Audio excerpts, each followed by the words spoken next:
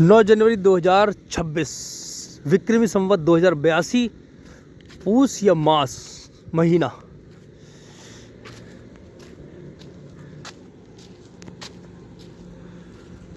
दुर्लभ दृश्य है। कल तो ठंड बड़ी भयंकर थी, इसे शीत कहते हैं। शीत ऋतु का अपना अलग रुतबा है। नेपाली भाषा में कोहरे को कुहासा कहा जाता है। अभी मैं यहाँ पे सुबह से चला हूँ, जहाँ पर रुका था सौभाग्य से वहाँ पे भाई साहब से बात करी, तो क्योंकि परसों जहाँ मैं मंदिर में रुका था, राधा कृष्ण मंदिर में लाल बंदी में, तो वहाँ पे सो नहीं पाया था मैं, तो इसलिए थकान भी थी, नींद भी आ रही थी। तो शाम को 4 बजे जब वहाँ पे पूछा परली पता नहीं, तो हमने कहा सामने ये मंदिर, इसमें रुक जाए। बोल खुला हुआ है बिल्कुल, अंदर आपको 1 किलोमीटर जाना पड़ेगा, वहाँ पे कमरा तो है। हमने 1 किलोमीटर अंदर जाना, अंदर बाहर आना। तो बेचारों ने स्वयं ही कहा कि छाप हमारे रुक जाइए, भोजन भी हम करा देंगे। सज्जन लोग थे, 4 पीढ़ी एक साथ थी। जो भाई साहब थे वो कह रहे थे गया भारत में, बिहार में गया था पिंडदान करने के लिए, फिर बनारस से अयोध्या,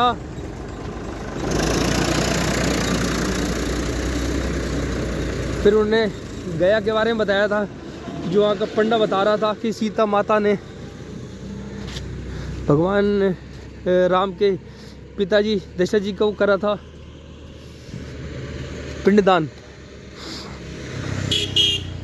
मैंने कहा हाँ, ये बात तो मैं खैर वाल्मीकि रामायण तो मैंने नहीं पढ़ी है, तो मैं इसमें कुछ कह नहीं सकता हूँ, लेकिन उन्होंने बेचारों सज्जनों ने बहुत अच्छा भोजन कराया।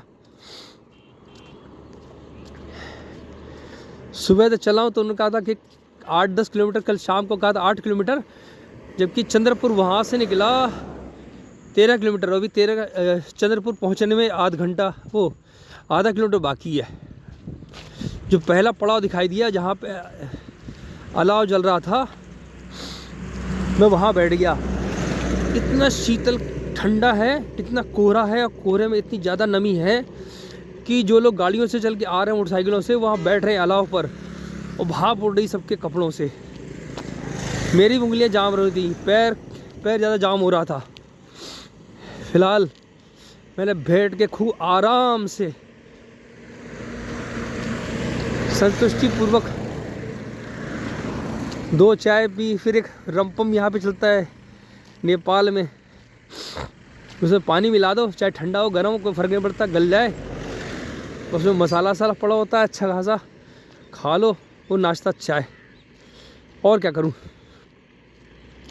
आसाम और पश्चिम बंगाल तो है नहीं जहाँ पर के लोगों ने एक तरकीब नहीं निकाली कि मैदे की रोटी बनाते हैं, सुबह सब्जी के साथ रोटी देते हैं। तो बहुत से लोग जो है जो ड्यूटी पे जाते हैं, तो वहाँ सुबह सवेरे वो उसका कर लेते हैं नाश्ता एक तरीके से, क्योंकि मैगी वगैरह चीज़ों से कभी पेट भरता ही नहीं है, वो केवल छोटे मोटे स्वाद के लिए है। फिर नेपाल में एक सज्जन ने पूछा,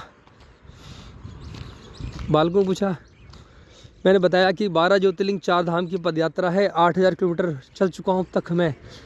नेपाल में मैं 25 दिसंबर को प्रवेश करा था मैंने सिलीगुड़ी से।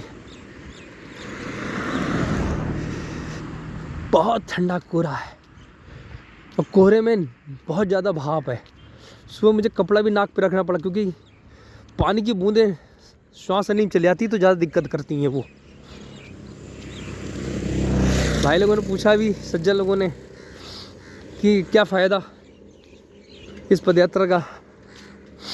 हमने कहा साधारण मनुष्य की ज़िंदगी क्या है, पढ़े लिखे, शादी करी, बच्चे हुए, उन्हें पढ़ाया लिखाया, उनकी शादी करी, कहानी ख़त्म। हमने कहा वैसे ये इसमें ज्योतिर्लिंगों के दर्शन करने से 100 पीढ़ी शिव पुराण के अनुसार दधियाल ही नहीं ननिहाल का भी तर्पण होता है।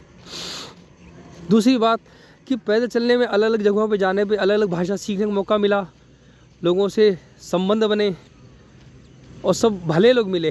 ज़्यादातर गांव के लोग जो होते हैं किसान होते हैं, दानवीर होते हैं, वो लोग जो है बहुत सम्मान करते हैं। एक शब्द बिना कहे चलता है पूरे भारत में, अतिथि देवो भव।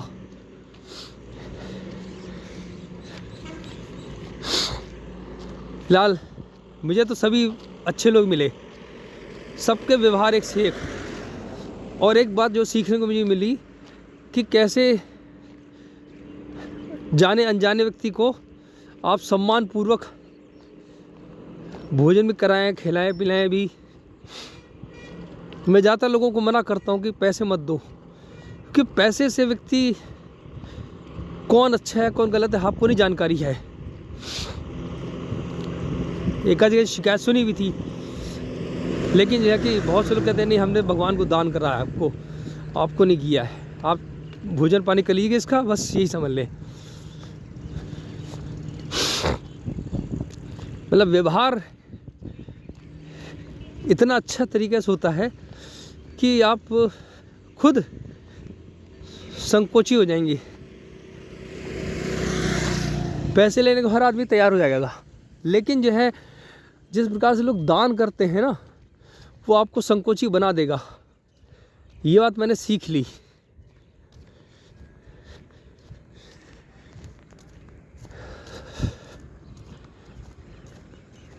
इतना मदमस्त मौसम है, चला जाता हूँ किसी की धुन में अपनी नजर के फसाने लिए, ला ला ला ला ला ला ला ला तराने लिए।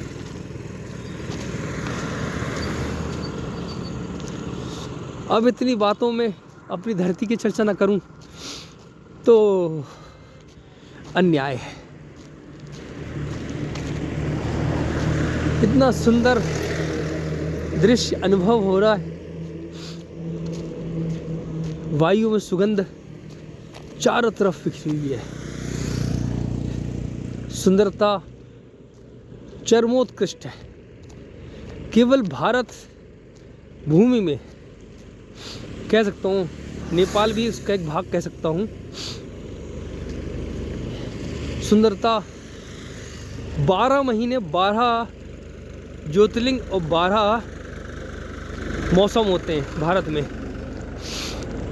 पहले भी इसके जिक्र विवरण दे चुका हूँ मैं। 3 शब्द कह सकते हैं, जाड़ा गर्मी बरसात, शीत ग्रीष्म और वर्षा।